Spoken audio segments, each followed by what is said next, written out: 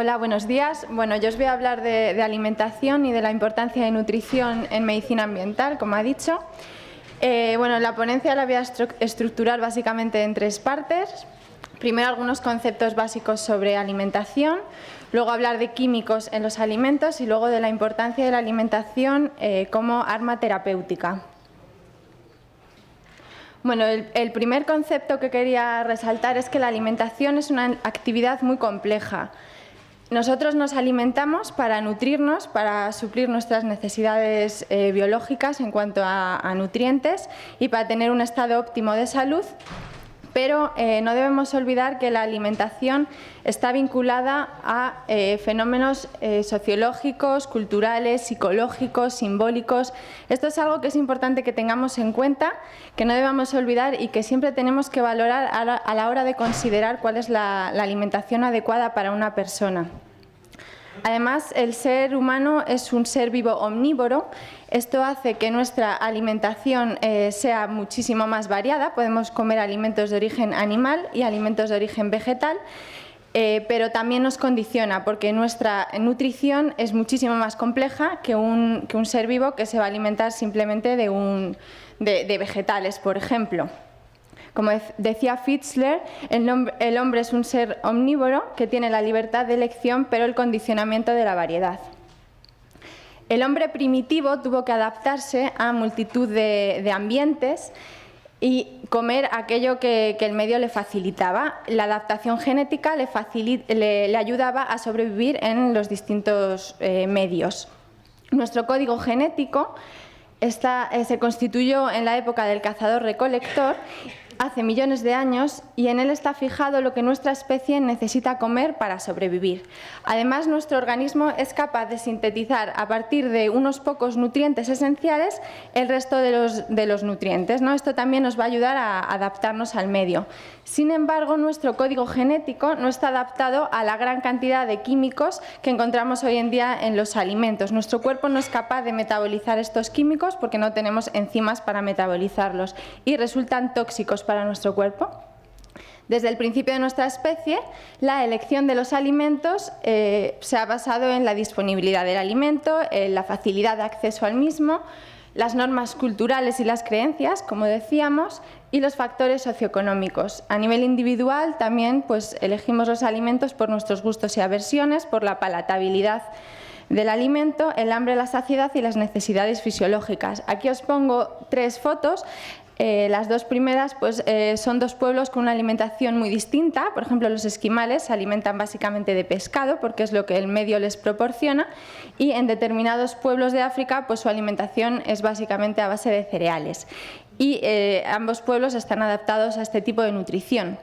La comida japonesa también es una cocina, o sea, una sociedad que tiene una cultura culinaria que lo que prima es la elaboración, el preparar de los alimentos, porque era un pueblo muy pobre que tenían escasez en los alimentos que les podía proponer el medio, y lo que hicieron es primar las técnicas culinarias.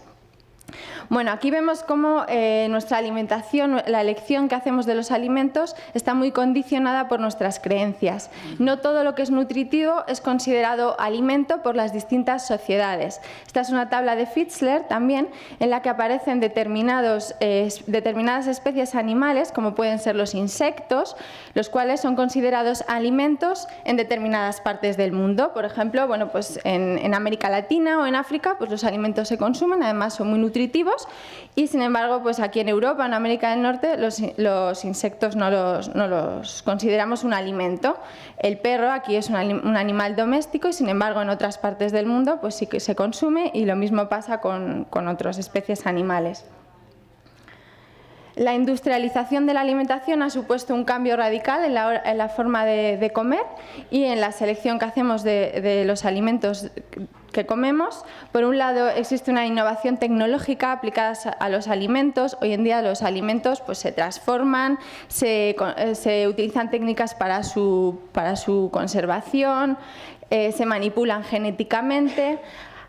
También existe una concentración empresarial en grandes multinacionales. Hoy en día la alimentación está globalizada y además son pocas multinacionales las que básicamente controlan todo. Hay una saturación de los mercados, lo cual les lleva a crear constantemente nuevos alimentos y nuevas necesidades.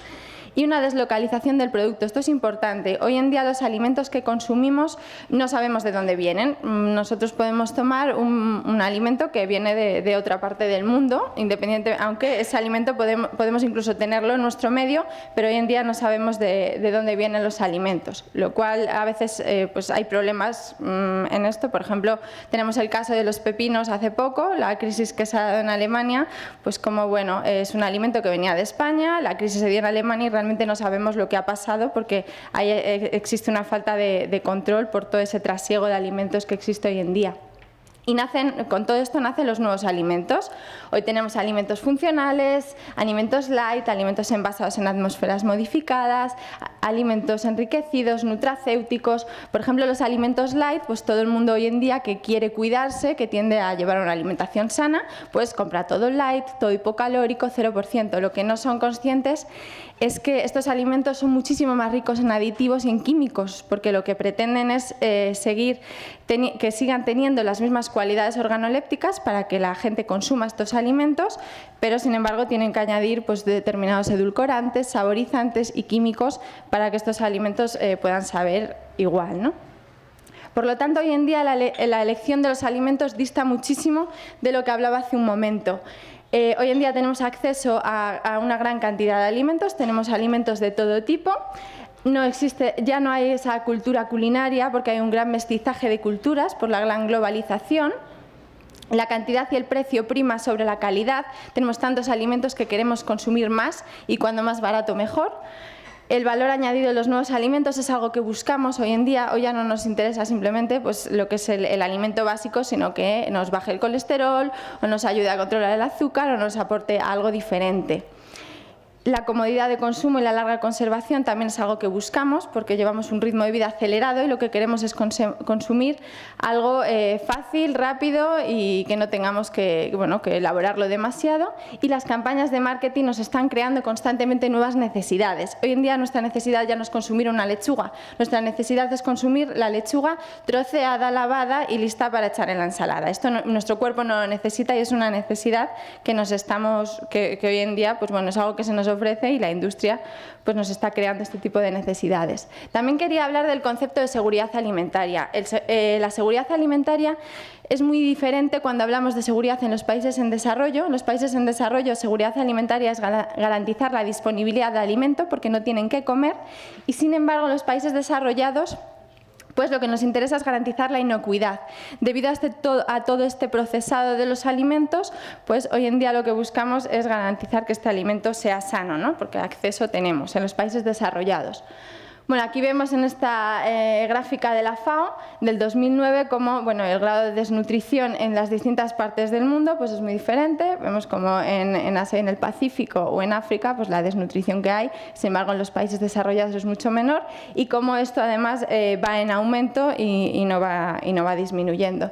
Sin embargo, cuando hablamos de inseguridad alimentaria en los países desarrollados, hablamos de que todo el procesado de estos alimentos lo que hacen es que hoy en día, como decía antes, no sabemos muy bien de dónde vienen y cómo se procesan y como decía Contreras, esto es una verdadera caja negra y hoy en día ya nos entraña miedo, no sabemos bien lo que estamos consumiendo, solo conocemos el producto final y dónde compramos el alimento, pero no de dónde viene y cómo ha sido su procesado.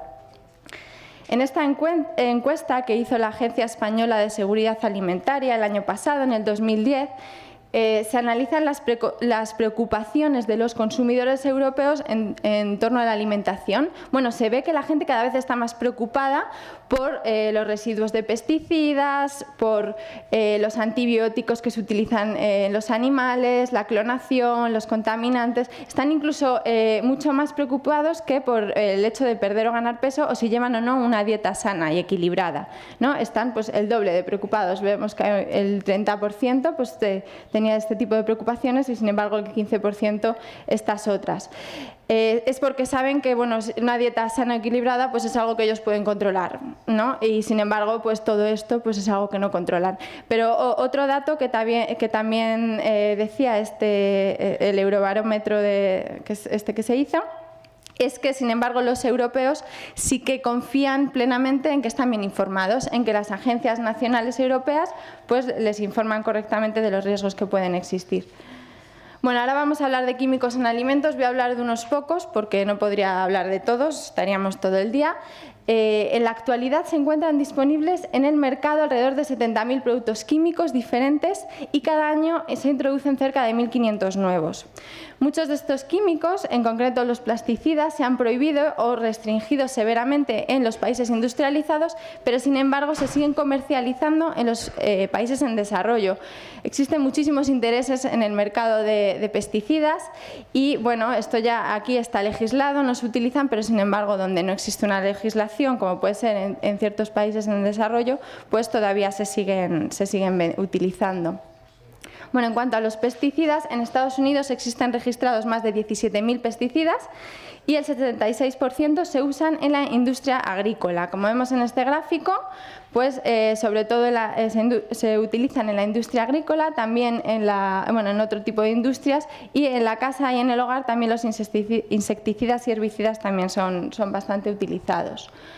Según un informe de la Autoridad Europea de Seguridad Alimentaria del año pasado también, en el que se analizaron 70.000 muestras de más de 200 tipos de alimentos, un 3,5% no pasaban la prueba de los pesticidas. Cuando hablamos de la prueba de los pesticidas, hablamos de que se generan límites máximos de residuos tolerables en los alimentos y bueno, están teniendo en cuenta estos límites para ver si ese alimento pues, es apto o no es apto.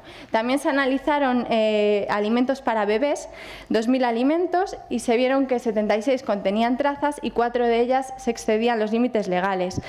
Las trazas también nos deben de preocupar porque estos plaguicidas se acumulan en nuestro cuerpo, en la grasa de nuestro cuerpo, y bueno, un niño todavía tiene el sistema inmunológico muy poco maduro y el hecho de que ya desde que son bebés vayan acumulando tóxicos, aunque se consideren trazas, aunque sean pocas cantidades, pues ya es algo preocupante. Bueno, cuando valoran los límites legales o las dosis letales 50, que son las dosis que se establecen cuando en una población de animales, normalmente se utilizan ratas, pues la dosis que va a matar al 50% de esas ratas es la dosis que se considera óptima para nosotros. Aquí no estamos valorando las sinergias, aquí estamos valorando simplemente un pesticida en concreto y se establece esta cantidad, ¿no? Sin embargo, unos tóxicos van a potenciar a otros y además es muy difícil estudiar todas estas combinaciones porque va a depender de la alimentación de cada persona y de la gran cantidad de tóxicos que hay en nuestro ambiente. Entonces es prácticamente imposible. Ya cada día se están estudiando más estas posibles combinaciones, pero la verdad es que es complicado. Además, cada pesticida tiene un tipo de toxicidad, también depende de la susceptibilidad individual de la persona, no todos somos igual de susceptibles a los tóxicos, y también depende del tiempo y tipo de exposición. No es lo mismo que yo me haya expuesto un día a un pesticida que yo todos los días tome verduras y frutas que tengan pesticidas. Bueno, en cuanto a los riesgos que entrañan los pesticidas para la salud, se han encontrado altas concentraciones de metabolitos de plaguicidas organofosforados en orina de niños que tenían más posibilidades de presentar trastornos de déficit de atención. Algunos plaguicidas actúan como disruptores endocrinos, pudiendo provocar problemas hormonales en el desarrollo o en la fertilidad. La exposición prenatal a pesticidas puede incrementar muy notablemente el riesgo de padecer leucemia infantil, según un estudio científico publicado por el Instituto Nacional de las Ciencias de la Salud Ambiental en Estados Unidos, y también se han relacionado con distintos tipos de cáncer, problemas inmunológicos y neurológicos. Bueno, las dioxinas son tóxicos ambientales que se generan en la industria, sobre todo en la industria de productos que llevan cloro y en la quema de desperdicios también de productos que los contienen. El 90% de las dioxinas que llegan a nuestro organismo lo hacen a través de los alimentos, son persistentes en el ambiente, es decir, se requieren muchísimos años para que las dioxinas puedan ser eliminados del medio ambiente y se acumulan en las partes grasas de los alimentos. Por eso nuestro consumo de dioxinas normalmente pues, está cuando tomamos pescados azules, carnes grasas, y también se va a acumular en nuestro cuerpo en las partes grasas. En el 2010 la EFSA, la Agencia de Seguridad Alimentaria Europea, publicó un informe sobre el nivel de dioxinas en alimentos de consumo humano y el 8% superaba los límites máximos permitidos por la Unión Europea. Los PCBs son otros compuestos químicos, además actúan de forma muy similar a las dioxinas. Los PCBs han sido restringidos desde los años 80, sin embargo persisten en el ambiente porque, como hemos dicho, también son persistentes y es difícil eliminarlos porque incluso su combustión va a generar más PCBs. Igual que las dioxinas se acumulan en las partes grasas de los animales. Según el Ministerio de Medio Ambiente, en el 2001 circulaban por nuestro país 210.000 toneladas de PCBs, muchas de ellas encontrándose en los alimentos, a pesar de que fueron prohibidas desde los años 80, todavía están en el ambiente. Bueno, en cuanto a los riesgos que suponen tanto las dioxinas como los PCBs para nuestra salud, las dioxinas, la exposición prolongada se ha relacionado con alteraciones inmunitarias del sistema nervioso en desarrollo, del sistema endocrino y de la función reproductora, y también con distintos tipos de cáncer. Y los PCBs pueden afectar a la fecundidad, al desarrollo infantil, al sistema inmunológico y es posible que también influyan en determinados tipos de cánceres. Bueno, en cuanto a la contaminación del pescado, voy a hablar de los metales pesados, pero el pescado está también muy contaminado pues, por dioxinas o PCBs. Utilizamos el mar como vertedero y estamos tirando al mar todos los residuos y eso llega a los pescados y al que tomamos nosotros después. En el 2010, la Agencia Española de Seguridad Alimentaria ya ha elaborado un informe en el cual se restringe el consumo de pescado, sobre todo en poblaciones de riesgo, como pueden ser las embarazadas o los niños. Una mujer embarazada de 60 kilos que ingiera 100 gramos de emperador, que esto es un filete muy pequeñito, además el emperador, como es un pescado grande, normalmente tomamos filetes bastante más grandes, superaría la ingesta máxima tolerable que puede tomar esa mujer en una semana.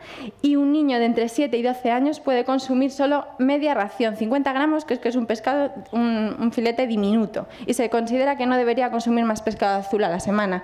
Yo normalmente como nutricionista, pues hasta hace poco, pues recomendaba el consumo de pescado azul, porque bueno, es bueno por los omega 3, ¿no? Ahora sabiendo que cuando está recomendando que tomen pescado azul 3 veces a la semana, que es lo que se suele recomendar, pues están tomando esta cantidad de mercurio, pues ya uno ya restringe más este consumo de pescado. El cadmio está presente principalmente en la carne roja de los crustáceos. Esto es en las cabezas. Cuando tomamos las cabezas, pues aquí es donde sobre todo tenemos el cadmio. Y según la ESAN recomienda limitar su consumo también, y además el cadmio está en nuestro cuerpo, tiene una vida media de 20-30 años, o sea que también es acumulable. Bueno, en cuanto a los riesgos que tienen estos metales para nuestra salud, el cadmio está considerado por el Centro Internacional de Investigación sobre el Cáncer como cancerígeno de categoría 1, de primera categoría, y la intoxicación crónica también está relacionada con el daño renal. Y el mercurio es neurotóxico, traspasa la barrera placentaria y la barrera hematoencefálica, por eso el consumo en embarazadas debe estar muy restringido. Puede causar efectos perjudiciales en el sistema cardiovascular y también es considerado un probable cancerígeno, 2B, que significa probable cancerígeno. Bueno, en cuanto a la ganadería intensiva, el consumo de carne ha aumentado muchísimo en los últimos años. Según la FAO, entre el 1980 y el 2004 se ha triplicado. Para esto necesitamos un tipo de ganadería intensiva. Para ello se utilizan hormonas y anabolizantes, el uso de antibióticos indiscriminadamente también se utiliza, piensos compuestos con cereales y soja transgénica. Necesitamos alimentar a muchísimo ganado y por eso pues, se utilizan alimentos transgénicos. Los animales además se encuentran en espacios pequeños con condiciones de temperatura, de luz y de humedad controlada. Esto hace que, como están en espacios tan pequeños, sean muy común las infecciones, cosa que no se pueden permitir, entonces por eso les dan antibióticos indiscriminadamente. La Agencia Francesa del Medicamento publicó en Francia publicó en el 2009 que se vendieron en territorio francés un total de 1.067 toneladas de antibióticos. Esto es una barbaridad.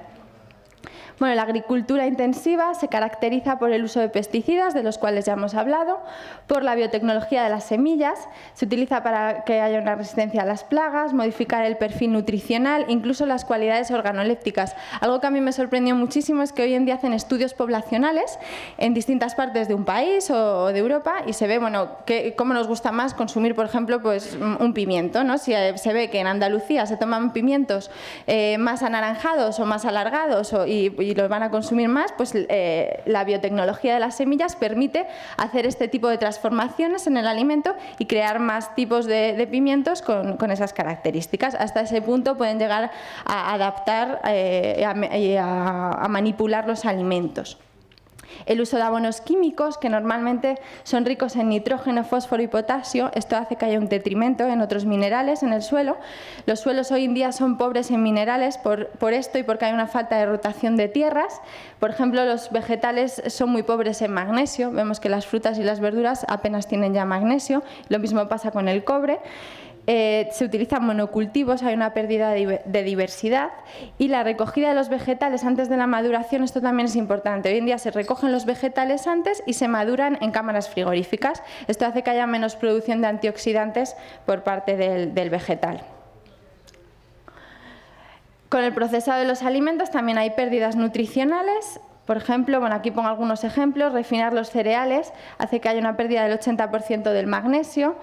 Usar las uvas almacenadas en cámaras frigoríficas hace que exista una pérdida del 30% de la vitamina C, el secado de la carne un 90% de tiamina, la congelación de la carne un 70% del ácido pantoténico, el blanqueado de los cereales y el pescado también produce pérdidas de ciertas vitaminas, los espárragos almacenados en cámaras frigoríficas también pierden la vitamina C, incluso se cambia la proporción de determinados nutrientes, como vemos aquí el sodio y el potasio. Pues bueno, unas zanahorias crudas tienen muchísimo más potasio que sodio y el balance cambia radicalmente cuando compramos esas zanahorias en lata. Tienen muchísimo más sodio que potasio. Bueno, en cuanto a los aditivos alimentarios, lo primero que pongo es un titular del diario británico The Guardian, y esto lo pongo porque buscando información sobre aditivos me sorprendió mucho que había muchos estudios hechos en animales que los vinculaban, muchísimos de ellos, con determinados cánceres y determinadas enfermedades, pero luego siempre se considera que estos estudios no son concluyentes. El negocio mundial de aditivos está valorado en más de 25.000 millones de dólares anuales, según el diario británico The Guardian, en el 2007. Aquí pongo algunos de estos estudios de los que hablo y la controversia que existe sobre ellos. Por ejemplo, la sacarina. En los años 70 se hicieron muchos estudios en ratas sobre los efectos que producía la sacarina y que podían producir cáncer de vejiga. La sacarina fue prohibida en Canadá, en determinados países, incluso en Estados Unidos, pues en la sacarina se ponía un etiquetado que era peligrosa para la salud, como se pone hoy en día en el tabaco. Sin embargo, bueno, ahora ya estas restricciones ya no están, ya se puede consumir sacarina otra vez en Canadá y en Estados Unidos. Creo que ya estas indicaciones ya no se ponen, y esto es porque bueno, los expertos responden diciendo que este mecanismo se da en ratas pero no en animales. En azul 2, que es un colorante, se han hecho estudios que lo relacionan con cáncer cerebral. La FDA considera que estos estudios no son concluyentes. El ciclamato, también se han hecho estudios relacionando con el cáncer de vejiga. Se prohibió la Coca-Cola Cero en Venezuela porque tenía muchísimo ciclamato, pero la FDA vuelve a considerar que estos estudios no son concluyentes. El aspartamo, en el 2007 se realizaron estudios en ratas en los que se relacionaba con el cáncer de mama, la leucemia y el linfoma, y la FDA también considera que estos no son concluyentes. Total, que al final estos aditivos nunca son restringidos y los seguimos tomando todos los días en los alimentos porque los estudios no son concluyentes. Sin embargo, en la práctica clínica vemos que muchísima gente tiene alergia o intolerancia a ciertos aditivos y que responden muy bien cuando estos aditivos se retiran de la alimentación y cuando dejan de tomarlos. Es porque algo harán en nuestro organismo. Bueno, algo que también tenemos que tener muy en cuenta es los nuevos hábitos alimenticios, cómo han cambiado. Ya no existe una influencia de la cultura y de la religión como pasaba antes. La incorporación de la mujer al mundo laboral pues ha hecho que hoy en día pues, tengamos poco tiempo para el cocinado y por eso pues prime la rapidez y la sencillez. La cultura del fast food es la cultura que hoy prima en nuestra sociedad, muchas cantidades, a bajos precios y a baja calidad, es lo que realmente estamos buscando, y la individualización del sistema de comidas, que Herpin lo describía de esta manera. Hoy en día existe una desconcentración, es decir, no concentramos las comidas en 3 o 4 comidas, sino que estamos con snacks a todas horas, una desimplantación, ya no comemos en familia como lo hacíamos antes, una desincronización, comemos a cualquier hora, ya no hay ningún horario que tengamos de comidas, y una deslocalización, comemos en cualquier sitio, comemos en el sofá o ya no nos sentamos a la mesa a comer. Esto hace pues, que no comamos alimentos elaborados por nosotros y que siempre pues, vayamos a comer lo más rápido, y normalmente estos alimentos, su calidad nutricional es bastante baja. Según la FAO, de aquí al 2020, 2/3 de la mortalidad en todo el mundo serán atribuibles a... De aquí al 2020, 2/3 de la mortalidad en todo el mundo serán atribuibles a enfermedades crónicas no transmisibles, en su mayoría claramente vinculadas con el régimen alimentario. Bueno, el estudio es EPIC, es un estudio que se ha hecho en Europa, en 10 países de Europa, y se trataba de relacionar los factores nutricionales con determinados tipos de cáncer. Bueno, se sacaron muchísimas conclusiones, pero se estima que el 30-40% de la incidencia de cáncer podría ser prevenible con medidas relacionadas con la dieta, el control del peso y la actividad física, y ratifica que el consumo de frutas y verduras ejercen un efecto protector frente al desarrollo del cáncer en general, mientras que el consumo de carne o carne procesada pues, favorecen o predisponen al cáncer. Bueno, ahora voy a hablar de la alimentación como arma terapéutica. Yo no voy a hablar de medicina integrativa, ya han hablado antes, pero bueno, sí que quería resaltar que la medicina integrativa, los pacientes han de ser considerados desde su parte física, mental y emocional en relación con su entorno. Se considera que la alimentación, el estilo de vida y el ambiente son los pilares fundamentales sobre los que se tiene que tratar cualquier tipo de patología crónica. Una nutrición óptima es aquella que nos aporta todos los nutrientes que necesitamos para cumplir nuestras funciones biológicas, pero siempre tenemos que adaptar esta nutrición a cada persona y debe ser individualizada. La alimentación es una de las principales vías de entrada de tóxicos en nuestro organismo, por ello es de vital importancia en las enfermedades de carácter ambiental. Nunca debemos olvidar la nutrición y la alimentación de las personas que tengan cualquier tipo de patología relacionada con el medio ambiente. Bueno, estos son los puntos que voy a tratar hablando de la alimentación como arma terapéutica. Por un lado, tenemos que disminuir la carga tóxica en los alimentos, evitar las carencias nutricionales, valorar las posibles intolerancias alimenticias. Debemos de hacer una dieta rotatoria cuando la persona tiene intolerancia o alergias a multitud de aditivos o incluso alimentos. Es muy importante que rotemos mucho estos alimentos, porque si de los pocos que tolera pues, le damos estos alimentos en exceso, vamos a ver que el cuerpo puede tender también a rechazar estos alimentos. Es importantísima la flora intestinal y el síndrome de permeabilidad intestinal. Esto hay que tenerlo muy en cuenta porque es la barrera que tenemos frente a los tóxicos que pueden venir del medio ambiente. La alimentación debe ser antiinflamatoria y debe estar siempre adaptada al estilo de vida y las necesidades individuales del paciente. Bueno, para llevar una alimentación libre de tóxicos es importante pues, que consumamos carnes biológicas, ecológicas, pescados menos contaminados, evitar el consumo de transgénicos, tomar productos naturales, sin aditivos ni químicos y una cocina natural libre de tóxicos. Bueno, los alimentos ecológicos son aquellos que han sido cultivados, los vegetales, sin ningún tipo de químico, y haciendo una rotación la producción siempre tiene que ser lo más sostenible posible, haciendo una rotación de cultivos, utilizando especies autóctonas adaptadas al medio. Esto va a hacer también que la calidad nutricional de estos vegetales pues, sea mucho mejor. Y la ganadería se debe seguir una serie de criterios que hagan que la vida del animal sea lo más natural posible, también sin alimentos químicos y en estado de semilibertad.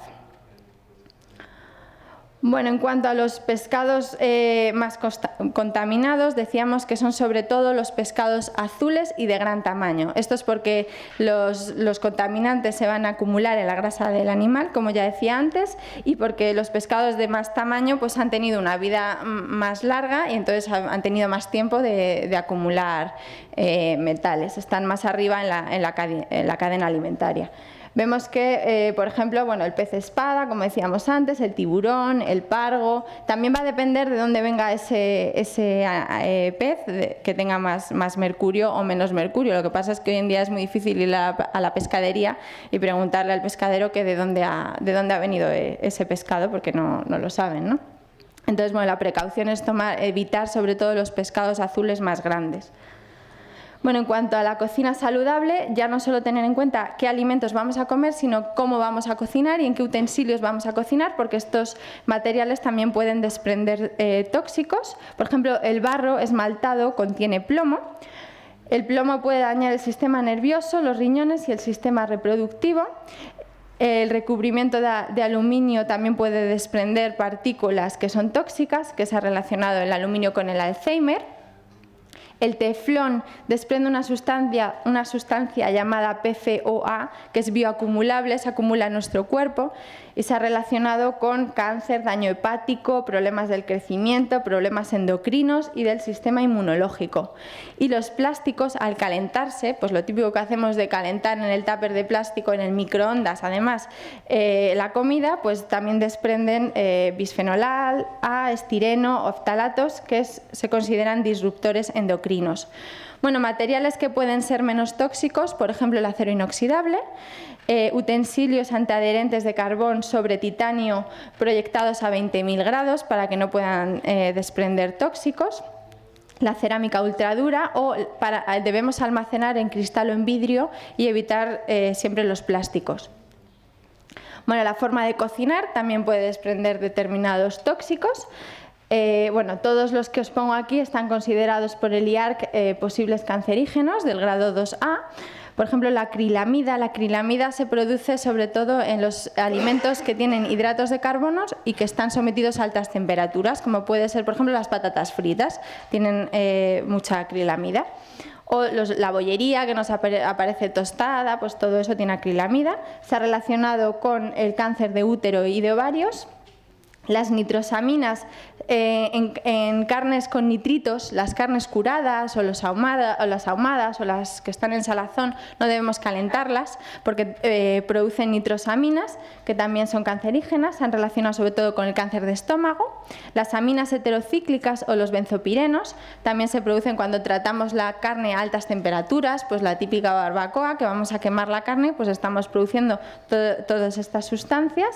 Y se han relacionado también pues, con cáncer de estómago, colon, recto y de distintos cánceres. Lo ideal sería evitar quemar los alimentos y cocinarlos a baja temperatura. Los 110 grados se considera la temperatura adecuada porque a partir de esta temperatura es cuando se empiezan a generar más tóxicos. Además también tenemos que tener en cuenta que cuanto más temperatura, más pérdida de nutrientes va a haber.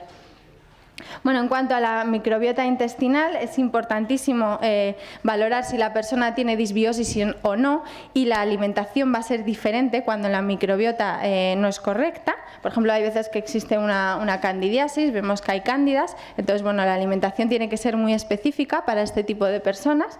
El 70% de nuestras defensas va a estar en la microbiota y además la microbiota tiene muchísimas funciones metabólicas, nos va a ayudar a metabolizar pues, determinadas vitaminas, lípidos, la lactosa. La lactosa, por ejemplo, es muy común pues, que haya una intolerancia a la lactosa en cualquier persona que tenga una disbiosis. También pues, moduladora del sistema inmunológico, protectora y función trófica. Bueno, todo esto hay que tenerlo muy en cuenta. Ahora no voy a hablar de disbiosis, pero sí que hay que tenerlo en cuenta con la alimentación. Y el síndrome de permeabilidad intestinal también es fundamental. Cuando hay más permeabilidad intestinal va a haber más entrada de tóxicos en nuestro cuerpo y entonces bueno, esto hay que también tenerlo muy en cuenta. Se debe hacer una alimentación antiinflamatoria. Se ha visto que esta alimentación puede mejorar o sea, puede ser beneficiosa en multitud de patologías. En el libro de Raquel de Medicina Integrativa pues, lo relacionaba y además ponía estudios de evidencia de cómo la dieta antiinflamatoria podía ser beneficiosa en todo este tipo de patologías crónicas, como puede ser la diabetes, la artritis, el Alzheimer, la fibromialgia, el cáncer. Es importante evitar todos aquellos alimentos que puedan favorecer la inflamación.